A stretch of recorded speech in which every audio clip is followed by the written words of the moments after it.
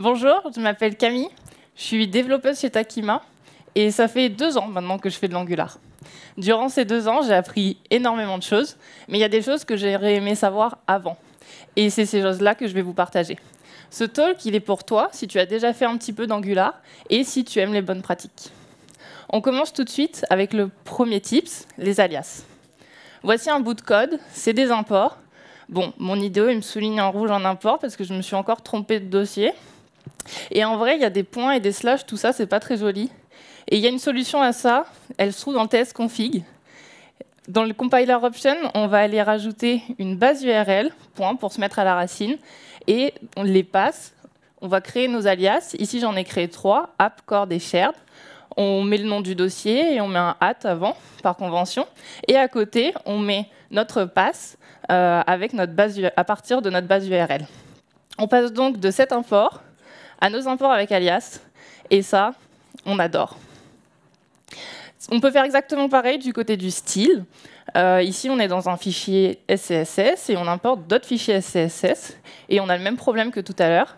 La solution, cette fois, elle se trouve dans l'angular.json. On va aller rajouter dans les options le style preprocessor option, include pass, et là on va lister tout ce qu'on veut mettre en alias.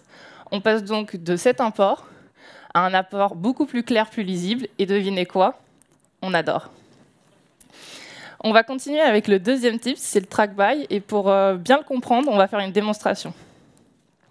Voici un site de management d'étudiants que j'ai créé pour l'occasion. J'ai que 5 étudiants pour le moment.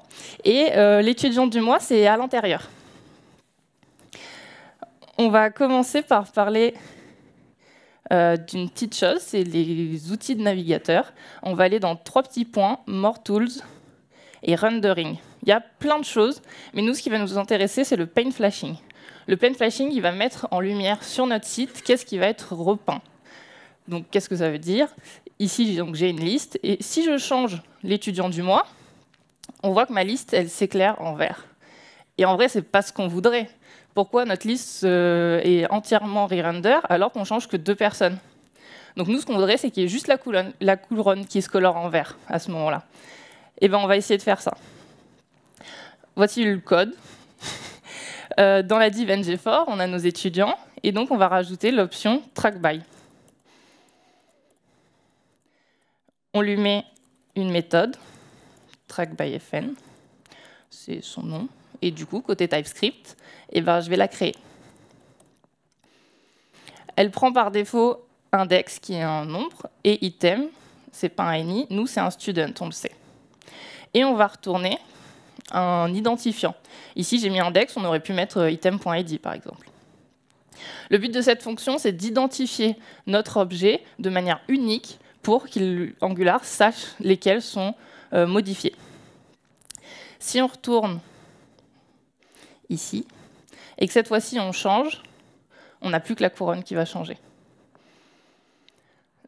Le trackby, donc on a vu que c'était une fonction facultative de la directive ngFor qui nous permet de suivre la modification des éléments dans un itérable en lui donnant un ID. L'avantage ici, c'est les performances. Bon, dans mon exemple, on n'a que 5 personnes. La performance, elle ne va pas être waouh. Mais quand on commence à avoir des grosses listes, là, par contre, ça commence à devenir intéressant. Et la performance, ben ça, on adore. Le 4e tips, c'est le unsubscribe. Un gros bout de code, mais on va le décortiquer ensemble. Le but ici, c'est d'afficher la langue de notre utilisateur. Donc j'ai créé une variable, userLanguage. Elle est déclarée dans le TypeScript et elle est affichée dans le HTML. Pour peupler cette variable, on a le language service, sur laquelle on va appeler la méthode observeLanguageChange, qui va retourner un observable de la langue. Donc on se subscribe, on récupère la langue et on la met dans notre variable. On a créé une souscription, donc on unsubscribe. Pourquoi? Les observables, c'est la première cause de fuite mémoire dans les projets Angular. Quand on va avoir un composant et une souscription, et qu'on l'a créé, et que notre composant va se détruire, en fait, notre souscription, si nous, on ne l'a pas détruite, elle va rester là. Donc, si on commence à créer des composants, les détruire, créer des composants, les détruire, et qu'il y a des souscriptions un peu partout, elles vont rester. Et donc, ça pose des problèmes. Donc, il faut toujours penser à unsubscribe pour avoir un code propre. Parce que, bon, ça, on adore. Le 5e tips, c'est le pipe. Qu'est-ce que c'est un pipe? Ici, dans l'exemple, on le voit, c'est la barre, une X, et c'est accompagné d'une fonction. Ça s'utilise exclusivement du côté HTML. Ici, c'est le pipe uppercase. Il s'applique sur une entrée. Ici, on a un username, et ça nous sort quelque chose de transformé. Notre username, il va être affiché en majuscule ici. On pourrait faire ça du côté TypeScript, on l'appellerait uppercase, ça prendrait une entrée, et ça nous ressortirait username.toUppercase, la méthode de string. Et bien, ça fait la même chose. Uppercase, il vient du command module d'Angular, mais il y en a d'autres. On a lowercase, date, currency, décimal et A5. Et c'est celui-là qui va nous intéresser. Le pipe A5, il s'utilise sur des observables. Dans l'exemple, on a un observable de user.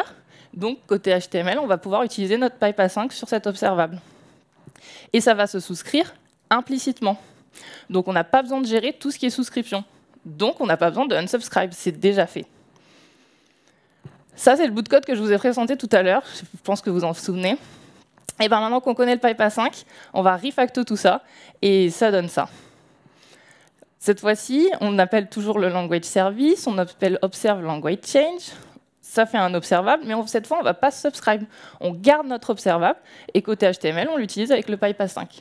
On a divisé par 2 notre nombre de lignes, c'est plus clair, moins complexe, et ça, franchement, on adore.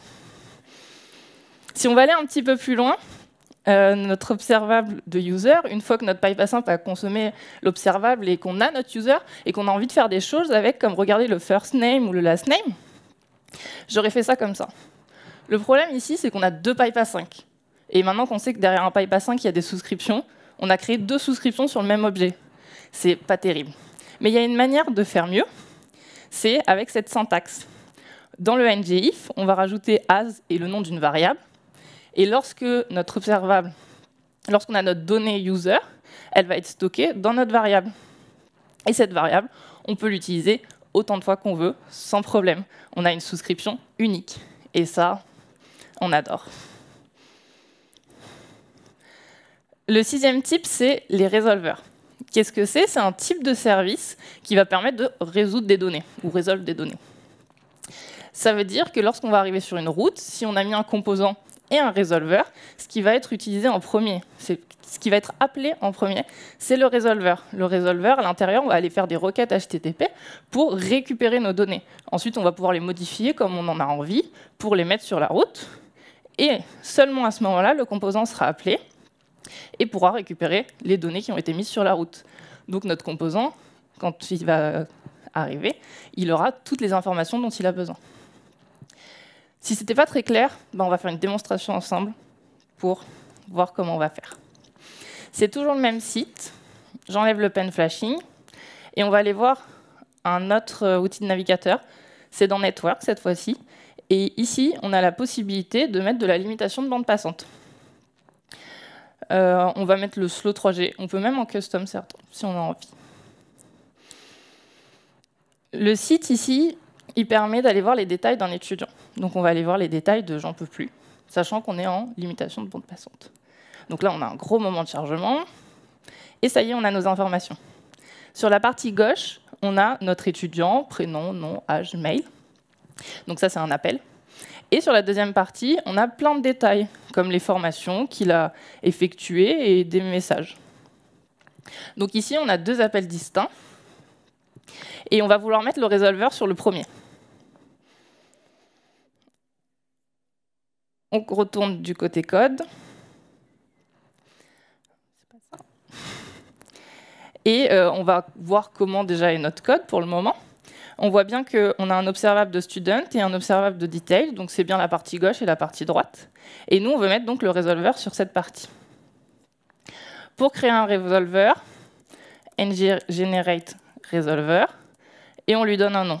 Je vais l'appeler student. Pardon. Notre résolveur est créé, student résolveur. Il implémente resolve de booléen, mais nous, on veut un student. Il a une méthode resolve qui retourne un observable de booléen, donc dans student pour nous. Et on va devoir retourner forcément un student à un moment.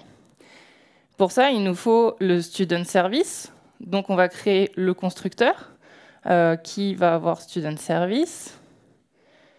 Et maintenant, on peut aller chercher notre student service et avoir le getStudent, mais on a besoin d'un ID. Et on va faire comme dans la méthode qui était avant. On va aller sur la route. Et dans les params, on a notre ID. Hop. Et notre résolveur, il est déjà terminé. Mais par contre, il faut l'utiliser. Donc on va aller dans l'app routing module. On retrouve bien notre pass de là où on était tout à l'heure, avec notre composant detail, et on va rajouter un résolveur. Ça n'a pas marché. C'est bon, on a notre resolve, et on lui met un nom. On peut en mettre plusieurs d'ailleurs ici. Et on lui a donné le nom student. Ça veut dire qu'ici, quand notre résolveur va être appelé, il va aller dans le résolveur, il va faire les requêtes, et ensuite on va mettre dans la variable student tout ce qu'on a récupéré. Et une fois que ça a été fait, seulement à partir de là, le composant sera appelé. Et donc on va aller dans le composant maintenant,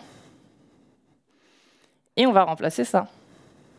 Ce qu'on veut maintenant, c'est récupérer les données que le résolveur aura mis sur la route. Et ça se trouve dans les datas de la route. Donc ici, je sais que maintenant j'ai un student dans mes datas, puisque c'est moi qui l'ai mis dans l'app routing module. On va aller voir ce que ça fait.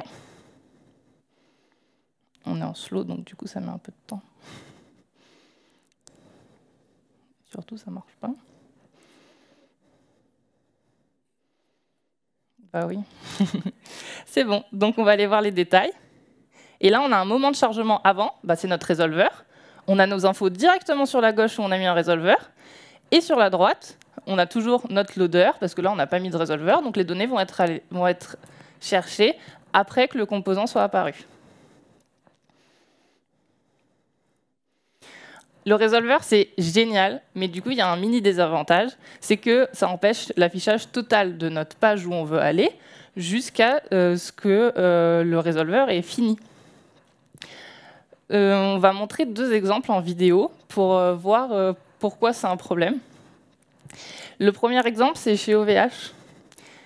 C'est un problème d'expérience utilisateur, surtout, pas côté code. Chez OVH, quand on arrive sur ici, on a un gros moment de chargement, ce qu'on pourrait donc comparer à un résolveur. En fait, on va aller chercher toutes les données.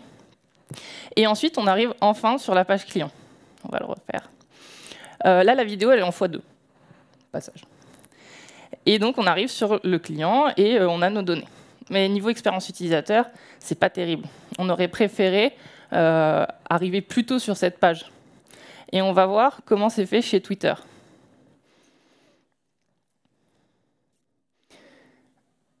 On a l'oiseau bleu au tout début. Vous avez vu, c'était hyper rapide. Et là, c'est ce qu'on pourrait comparer au résolveur, c'est aller chercher les données. Mais on ne va pas aller tout chercher. On va seulement aller chercher les infos principales. C'est celles qu'on voit au milieu. Et tout autour, on a des loaders. Donc en fait, là, on a chargé nos informations des plus importantes aux moins importantes, de la gauche vers la droite. Et ça, niveau expérience utilisateur, c'est quand même mieux. On attend moins. On préfère. Et les résolveurs, c'est génial, mais quand on ne les connaît pas, on n'en met pas. Et quand on les connaît, on a tendance à en mettre un peu partout. Donc il faut essayer de voir où est-ce que c'est le plus intéressant.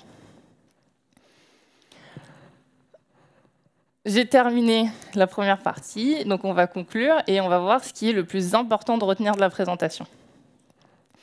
On a vu les alias qui nous permettent d'avoir plus de lisibilité dans nos imports. Le track by qui s'ajoute dans la directive ng-for et qui nous permet de gagner en performance à partir de listes assez longues quand même. On a des outils navigateurs, il y en a énormément, mais là on a vu le paint flashing et la limitation de bande passante et c'est très cool de les utiliser. Lorsqu'on voit un subscribe, il faut penser à unsubscribe.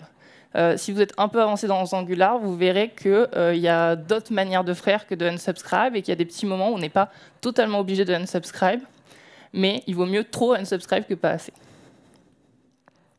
En Angular, on adore les observables, on veut les garder le plus longtemps possible, donc on utilise le pipe async du côté HTML et le as pour garder les variables. Les résolveurs, ça permet de précharger nos données, c'est super. mais il faut réfléchir avant de les mettre. Il faut savoir si c'est des données principales ou des données secondaires. Merci.